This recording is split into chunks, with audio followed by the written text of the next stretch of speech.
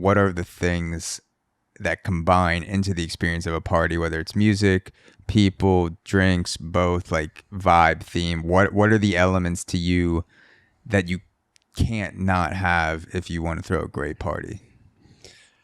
The people is number one, and I think that's something that's unique to all great parties, is they curate an event that brings the right people together. And what I love about the parties that we do is that you'll show up and you'll see your friend who you grew up with just randomly there. You didn't even know they were going to be there, but then you'll also see your friend from college, and then you'll see a couple of your coworkers, and then you might meet somebody else in the same industry as you, and you'll make a networking connection.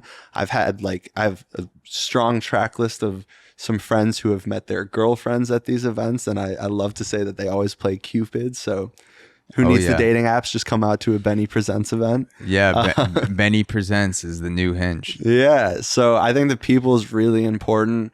Next up, definitely the music, and creating a safe space where people can be themselves and not feel. I think part of the reason why I am passionate about these events too is because when I first moved to New York City, we were going out to some of the same clubs in Manhattan where you walk in and there's like this pretentious energy of like, you can't dance, because I think our generation, like if you look back at past generations, they're dancing with everybody at the party. They're like, men and women know how to like actually dance together. What do you think that is because is it an attitude change? Is it less phones? People are worried about having pictures taken of them. Like, what do you think is responsible for the vibe switch with less people willing to dance spontaneously? I mean, it's got to be phones and social media. Like, people are so hypersensitive of how they're portrayed or what videos are going to be taken or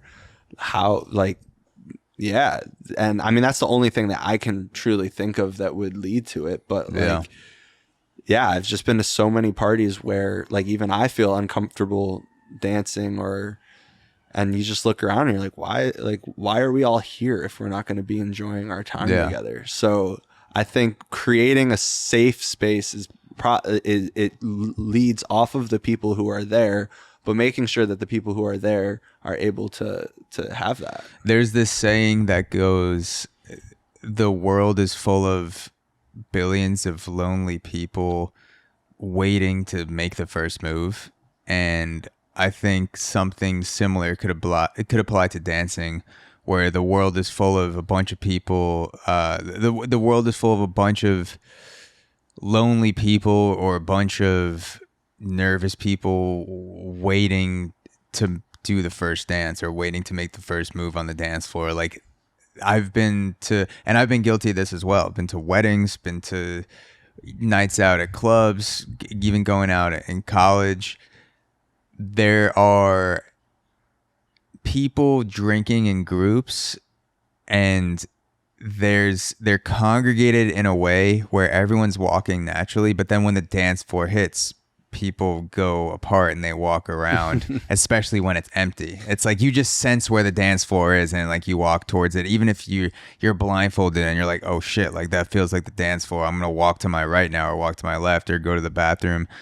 And whoever the first person is to break the vanilla ice on the dance floor has an insane amount of courage to just go out there in the emptiness and the void and do a combination of moves that may or may not be rejected by everyone else there. And a lot of times that starts a chain reaction, and it's not necessarily the skill of the move. A lot of times it's just someone just like fucking, rocking back and forth.